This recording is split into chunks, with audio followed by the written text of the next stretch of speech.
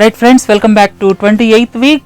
This is from 6th July to 12th July lecture part. We are going to discuss various events of the week, and let us look at the highlights. The Prime Minister's visit to 5 Central Asian nations, and out of which the visit to Uzbekistan, it assumes significance as 2000 tons of uranium already agreement exists. And second important aspect is visit to Kazakhstan. Kazakhstan is going to supply 5000 tons of uranium to India. One more important country is Turkmenistan. Turkmenistan assumed significance in view of Tapi pipeline or Turkmenistan, Afghanistan, Pakistan, India pipeline. Then the Prime Minister visited UFA summit, BRICS summit at UFA in Russia, as well as SCO summit. What is SCO? SCO is the Shanghai Cooperation Organization. India and Pakistan will get member status from observer status. That is the important decision taken in the SCO summit at UFA. Other important aspect is the Supreme Court says that unwed mothers can be guardians, a landmark judgment by Supreme Court. We will not allow even one more death, says Supreme Court in Vyapam case. Vyapam case was handed over to CBI by the Supreme Court. One more event is India launched 5 British satellites. This is the largest commercial launch, weighing around 1440 kg. And these are the important events. I would like to tell you 3-4 important events, including Wimbledon. I am shifting them to next week lecture because of the engagements of the Prime Minister this week. So as to cover the events in detail, I just switched over 3-4 events to 29th week. Please don't forget. And let us look at the events one by one.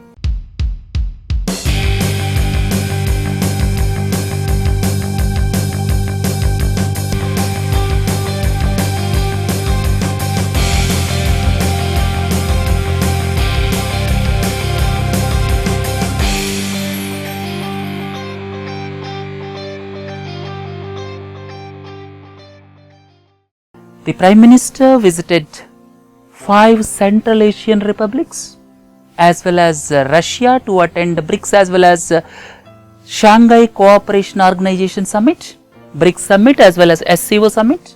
You may ask, what is Central Asia? Central Asia has got 5 countries. Please look into this. Central Asia has got 5 countries. To name these countries, Kazakhstan, which has got a long border with Russia. Then Uzbekistan, then comes Turkmenistan, Kyrgyzstan as well as Tajikistan. So these 5 countries are called Central Asia. And what are the specific features? Before going into the details of the Prime Minister's visit, it is apt to discuss geographical features of Central Asia. Central Asia, the largest country by area is Kazakhstan. Please look into this picture. Kazakhstan area is around 27 lakh square kilometers. It constitutes almost 80% of the area of India, geographical area of India. But the population is hardly 17 million. The density is just 6 per square kilometer. So sparsely populated country, Kazakhstan. If you look at Uzbekistan, Uzbekistan is the most populous country in Central Asia, whereas geographically the Kazakhstan is the largest country in Central Asia. Central Asia has got 5 countries. And other important aspect is Central Asia is landlocked. Central Asia is landlocked. That is the biggest disadvantage of Central Asia. And you may ask, Caspian Sea is there, Aral Sea is there, how it is landlocked? Caspian Sea and Aral Sea, these are lakes. They are not connected to the oceans or seas of the world. They are lakes. Caspian Sea is the largest lake in the world. Caspian Sea, it has got 2 Central Asian republics as the borders. Kazakhstan, Turkmenistan, at the same time Russia, Azerbaijan, Iran, these 5 borders Caspian Sea. Caspian Sea is the largest lake in the world. The other one is Aral Sea. Aral Sea is in the border of Uzbekistan as well as Kazakhstan.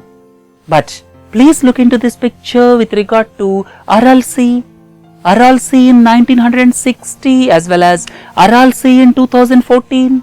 During the past 50 years, this Aral Sea shrunk like anything. Now its size is not more than 10 to 20% of the size in 1960. Aral Sea is between Uzbekistan and Kazakhstan. Uzbekistan is towards south of Aral Sea. Kazakhstan is towards north of Aral Sea. Its area shrunk during the past 50 years. Now its size is hardly 10% of the size in 1960 because of the diversion of rivers when these countries were part of Soviet Union. Please don't forget, these 5 countries were formed subsequent to the breakup of Soviet Union in the year 1991. Right? This is about Aral Sea. And when we come to the Caspian Sea, this Caspian Sea region has got one of the world's largest oil and gas reserves. Caspian Sea region is quite rich in oil and gas reserves. And please don't forget, Kazakhstan stands at 11th or 12th position in oil reserves. Turkmenistan is the 4th rank in natural gas reserves. If you take natural gas reserves, this Turkmenistan has got 4th position after Russia, Iran and Qatar. When it comes to oil reserves, Kazakhstan holds 11th or 12th position in the world. So in other words, Kazakhstan as well as Turkmenistan are rich in oil and natural gas reserves. Other important aspect is uranium. Uranium, world's largest producer of uranium is Kazakhstan. Please don't forget. And all over the world, if you look at it, Australia, Canada and Kazakhstan holds more than 50% of uranium reserves. Australia, Canada as well as Kazakhstan holds more than 50% of world's uranium reserves. And because of uranium produce as well as oil reserves, Kazakhstan assumes more significance. And because of natural gas reserves, Turkmenistan assumes significance. That's why Tapi pipeline is very important, right? So, having known this, let us look at some salient features of these 5 countries. Out of these 5 countries, I would like to tell you some features about these 5 countries. At least in 3 countries, majority population follows non-denominational Muslims. They are categorized as non-denominational Muslims. What is the difference between denominational Muslims as well as non-denominational Muslims? Denominational Muslims follow certain sect, led down sects like Sunnis, Shias, Sufis, Ahmadis. These are all denominational Muslim sects. Non-denominational Muslims means they do not follow any of these sects, right? So, non-denominational Muslims constitutes majority of population in 3 countries. Second, I have already told you, world's 4th largest natural gas reserves are in Turkmenistan. That's why Tapi pipeline assumes significance. Other important point is substantial oil and gas reserves in Kazakhstan. Largest uranium producing country in the world is Kazakhstan. We have already discussed just now. And let us look at the constraints of these countries. The constraints of these countries, if you look at it, they are landlocked countries. As they are landlocked countries, exploiting the natural resources is very difficult. Because the population of these countries is not high. The natural resources like oil and gas reserves as well as uranium are to be extracted and to be exported to other countries. They are not exploited to the maximum. It is not possible because they are not connected to any port. They are landlocked countries. Second important point is somewhat they maintained not much open relations with other countries. Trade with outside world is not much. probably because of the reason they were with the Soviet Union till 1991. And in some countries, if you take for example Turkmenistan, the freedom of press or expression are restricted. The other point is, in some countries, youth are attracted towards ISIS. Youth are attracted towards ISIS. Especially, this is happening in a country like Tajikistan, right? This is about the Central Asia, about the Caspian Sea, about the Aral Sea, about the natural resources. But for India, how to access those countries? For India, having access to those countries is not that easy because of the reason, in between Pakistan is there. All of you are familiar with the geopolitical tensions between India and Pakistan. In between Pakistan is there. Land route is not that much easy. And we are talking about a Tapi pipeline to bring natural gas from Turkmenistan for several years. It is not making much headway. And the only way out is developing Chabahar port in Iran.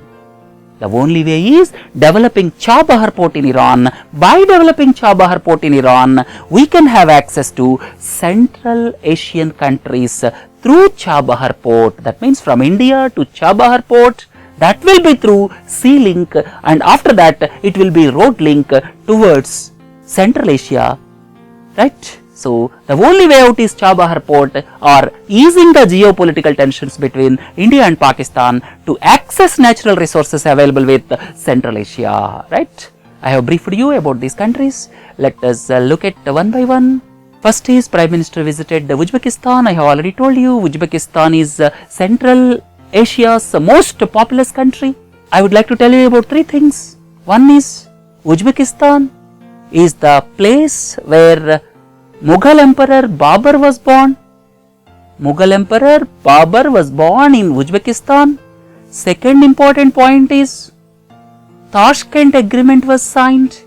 Tashkent Agreement was signed in the year 1966 on 10th January so as to ensure peace between India and Pakistan, between the then Indian Prime Minister Lal Bahadur Shastri as well as Pakistan President Muhammad Ayub Khan. The Tashkent Agreement was signed on 10th January 1966 and subsequently Lal Bahadur Shastri died. The third thing is the country is home to the father of famous Sufi saint Amir Khusro. This country is home to the father of 13th century famous Sufi poet Amir Khusro, right? So, these three things are important as far as Uzbekistan is concerned, and this is the first country to be visited by the Prime Minister. And here, if you look at this country, the capital of this country is Tashkent, and we have already discussed this country has got moderate uranium resources. This country has got moderate uranium resources and oil and natural gas reserves up to some extent. And the visit of the Prime Minister, I would like to tell you the important points. Discussions were held on ways to implement a supply of uranium. Already agreement exists for supply of 2000 tons of uranium. The other thing is 3 pacts were signed basically to boost cooperation between their foreign offices and in the field of culture and tourism.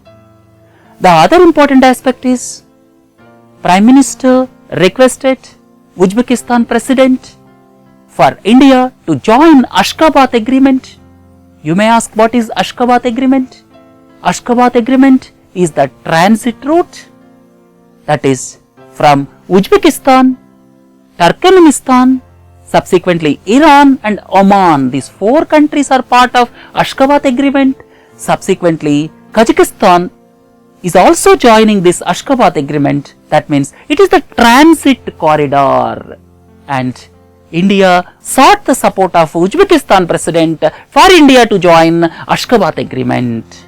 Right? This is another important thing. And the Prime Minister visited the National Monument of Independence and Humanism And Prime Minister also visited Memorial of Lal Bahadur Shastri, and Hindi Uzbek dictionary was also released. Please look into these pictures. Right friends, look into the next one. Prime Minister in Kazakhstan. I have already told you, Kazakhstan is the largest country in Central Asia. Area is around 80% of the area of India, 27 lakh square kilometers. Capital is Astana. Population is just 17 million. Largest city is Almaty. Capital is Astana. And Prime Minister visited the country, and two things are important. First and foremost is, an agreement was reached to supply 5,000 tons of uranium during the next 4 years. From 2015 to 2019, an agreement was reached to supply 5,000 tons of uranium. And overall, they signed 5 agreements which include defense, railways, uranium supply, sports, as well as transfer of sentenced prisoners. I have already told you the country is rich in not only uranium but also in oil reserves.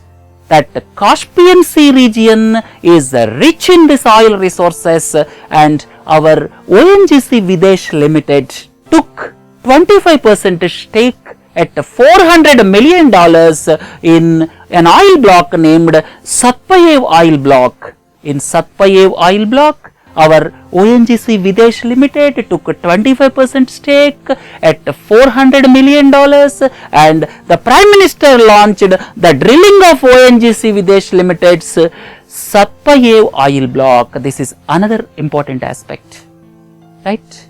And Prime Minister addressed at Nazarbayev University, and two important points of Kazakhstan. One is with regard to 5,000 tons of supply of uranium. The second one is our ONGC Videsh Limited is developing Satpayev oil block by taking 25% stake, and the Prime Minister launched the drilling of that Satpayev oil block. Right? So, this is about visit to Kazakhstan, and after completing the visits of these two countries, one is Uzbekistan, second one is Kazakhstan, then the Prime Minister attended the 7th BRICS Summit. 7th BRICS Summit was attended at Ufa in Russia, and important aspects is Prime Minister stated that unilateral sanctions are hurting the global economy. Unilateral sanctions are hurting the global economy. What is the meaning of it? West imposed sanctions against Russia. Russia is part of BRICS. So, in other words, the Prime Minister supported Russia, that is, Prime Minister questioned the imposition of sanctions by the Western countries on Russia, and the Prime Minister felt these sanctions were issued unilaterally. All of you should not forget, sanctions were imposed by Western countries on Russia, as the Western countries feel that Russia is interfering in the affairs of Ukraine. Not only that, Russia annexed Crimea last year. This is one aspect. Second aspect is, the Prime Minister stressed the need for deepening economic cooperation. Deepening economic cooperation among the BRICS countries, because the Prime Minister felt the BRICS countries constitute 44% of the world population, 40% of global GDP, as well as 18% of world trade. Right? So, these are the issues, and first Governing Council meeting of a new development bank was also held in Russia, and NDB is going to be established shortly with KV Kamath as the first president. And the BRICS summit also condemned terrorist attacks by Islamic State, and the Prime Minister proposed 10 Kadam or 10 steps for the future of BRICS. Right friends, this is about the BRICS summit, and India and Pakistan will get member status in SCO. You may ask, what is SCO? SCO is Shanghai Cooperation Organization. Shanghai Cooperation Organization is the political, economic, as well as mutual security bloc of 6 nations. Primarily by China and Russia. This Shanghai Cooperation Organization, initially it was called Shanghai 5, and subsequently it was renamed as the Shanghai Cooperation Organization, and it is the grouping of 6 countries, China as well as Russia, and 4 Central Asian countries.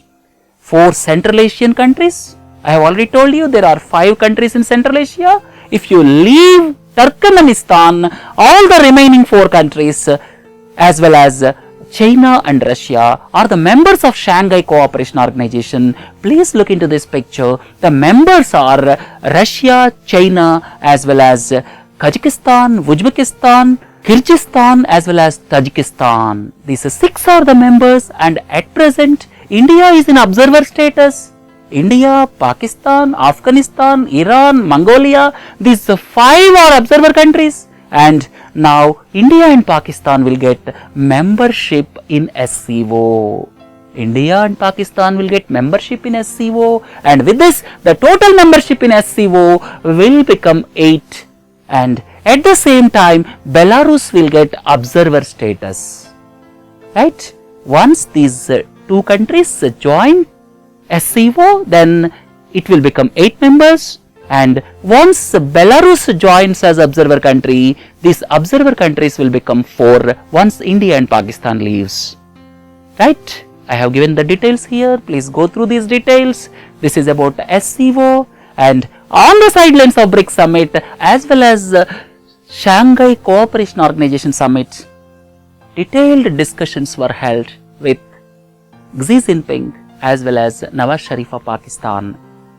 India and China held detailed discussions, and the points which came out during the discussions between our Prime Minister Narendra Modi and Xi Jinping of China are these points. First and foremost thing is peace and tranquility along the border will be maintained. What is meant by tranquility? Tranquility is maintaining calm, serenity. That is tranquility. Peace and tranquility along the border will be maintained. That is the first thing which was decided. And please don't forget, there is bone of contention. China is claiming Arunachal Pradesh as their territory. All of you are well aware. And under these circumstances, the 2 leaders of India and China decided to maintain peace and tranquility along the border. Second thing is, India expressed its concern to China as the economic corridor through Pakistan connecting Gwadar port will pass through Pak-occupied Kashmir. India expressed its concern as the proposed economic corridor through Pakistan by China will pass through Pak-occupied Kashmir, and India expressed its concern. Another important aspect is China expressed expediting the project of Kolkata Kunming corridor, or otherwise it is known as BCIM corridor. And China stressed the need for completing this corridor, and China also advocated the need for fusion of our Act East policy. Our Act East policy is to be fused with or merged with their Silk Road project as well as Maritime Silk Road project. So these were the discussions held between India and China on the sidelines of BRICS as well as SCO summit. And discussions were also held between our Indian Prime Minister and Pakistan Prime Minister.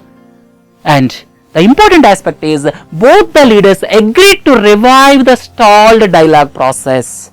Both the leaders agreed to revive the stalled dialogue process, and at the same time the Pakistani Prime Minister invited the Indian Prime Minister for SAARC summit in 2016, and the Prime Minister agreed for the invitation. And the 5-point action plan to revive the dialogue process I have given here. Please go through this. The 5-point action plan is meeting of national security advisors in New Delhi to discuss terrorism, various ways to tackle terrorism. Second one is early meeting of Director Generals of Border Security Force as well as Pakistan Rangers. Third one is release of fishermen in each other's custody within 15 days. And the fourth one is workout mechanism to facilitate religious tourism. Religious tourism because several Pakistanis visit India to visit especially Ajmer Dargah. So to promote religious tourism. The fifth one is discuss ways to bring Mumbai terror case to the logical conclusion. by providing additional information. So these 5-point action plan was devised when Indian Prime Minister and Pakistani Prime Minister met on the sidelines of BRICS as well as SCO Summit. And these are the points discussed between Indian Prime Minister and Pakistan Prime Minister, and let us hope to peace prevail across the border. Right friends? Prime Minister visited next Turkmenistan. After the visit of two countries, he attended both BRICS as well as SCO summits, and subsequently he visited Turkmenistan. Turkmenistan capital is Ashgabat, and the country is criticized for its human rights record, and it is among the world's 10 most censored countries as far as press freedom is concerned. And when it comes to the visit of the Prime Minister, one important aspect is 10 billion Tapi pipeline is not going on expected lines. I have already told you this country is rich in natural gas. It is the 4th largest reserves are situated in this country, and Tapi pipeline was contemplated long back to carry 90 million metric cubic meters of gas per day, and 38 will go to India, 38 will go to Pakistan, and 14 will go to Afghanistan, and this is not going on expected lines. And Prime Minister stressed early implementation of this $10 billion Tapi pipeline. This is one important aspect when the Prime Minister visited that country. Remaining things you can see here. ONGC Videsh Limited will open representative office in Ashgabat. The Prime Minister unveiled the bust of Mahatma Gandhi in Ashgabat, right? And look into the next one. The Prime Minister visited Kyrgyzstan, right? The population of Kyrgyzstan is 59 lakhs. The capital is Bishkek. Please look into the issues. The Prime Minister, 4 agreements were signed. 4 agreements were signed with Kyrgyzstan, and please don't forget, every year joint defense exercises are being held with Kyrgyzstan. This year joint defense exercises were held, and the name given is Khanjar 2015. This year's joint military exercises are Khanjar 2015, and both the countries decided to continue the same, right? And Prime Minister unveiled the statue of Mahatma Gandhi in Bishkek. And remaining things you can go through this PPT. And the Prime Minister visited Tajikistan, right? In Tajikistan, the Prime Minister discussed various measures to strengthen cooperation in trade and commerce, and both the countries agreed to promote international north-south transport corridor. Not only that, in view of the Prime Minister's visit, a special workshop on agriculture cooperation was organized in Dushanbe. Dushanbe is the capital of Tajikistan, and at the same time, the Prime Minister unveiled a bust of Gurudev Rabindranath Tagore in Tajikistan, right? So with this, the visit of the Prime Minister to 5 Central Asian countries as well as SCO Summit and BRICS Summit at Ufa concluded. And let us look into the other aspects. I have already told you some of the other aspects. I switched over to next week. We will discuss important 2-3 aspects before concluding this lecture. Unwed mothers can be sole guardians, says Supreme Court. As per Section 11 of Guardians and Wards Act 1890, a mother applying for sole guardianship needs the prior consent of the biological father. If a father is alive and father is fit, mother cannot become guardian. If father is alive and father is fit, mother cannot become sole guardian. That is as per Section 11 as well as Section 19 of Guardians and Wards Act of 1890. Now the Supreme Court struck it off, and the Supreme Court now upheld the right of unwed mother to apply for sole guardianship for her minor son or daughter without the prior consent of absentee biological father. Without the prior consent of biological father, unwed mothers now can become sole guardians. This is the landmark judgment given by the Supreme Court, and it benefits several sex workers as well as unwed mothers for bringing up their children without hassles. Right? Now, unwed mothers can become sole guardians for minor son or daughter, and this is the landmark judgment given by the Supreme Court. Look into the next one.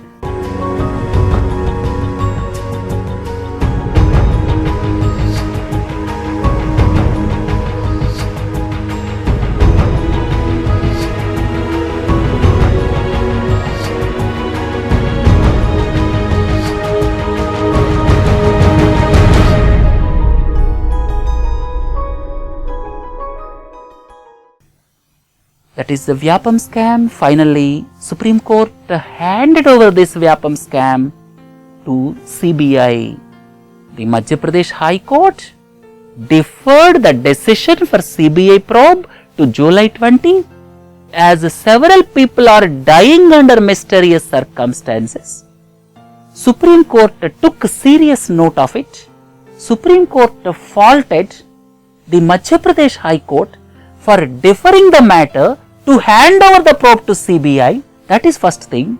Second thing is, with regard to the quashing of FIR by Madhya Pradesh High Court, all of you are well aware, the FIR against Madhya Pradesh governor was quashed by Madhya Pradesh High Court, citing Article 361 of the Constitution, stating that he enjoys protection under the Constitution.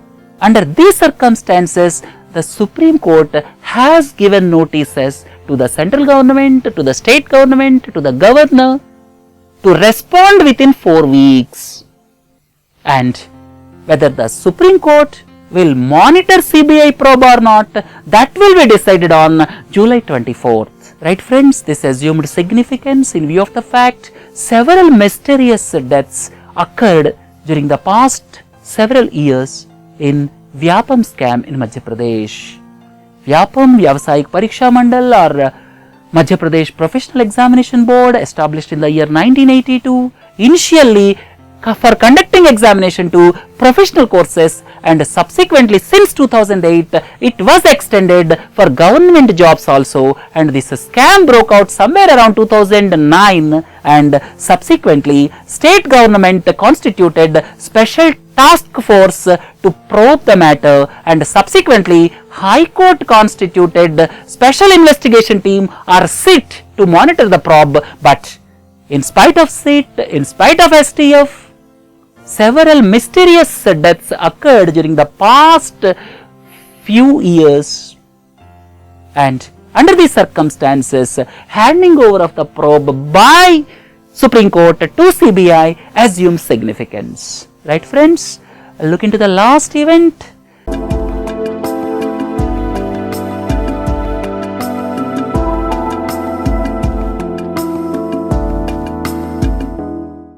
India launched 5 British satellites.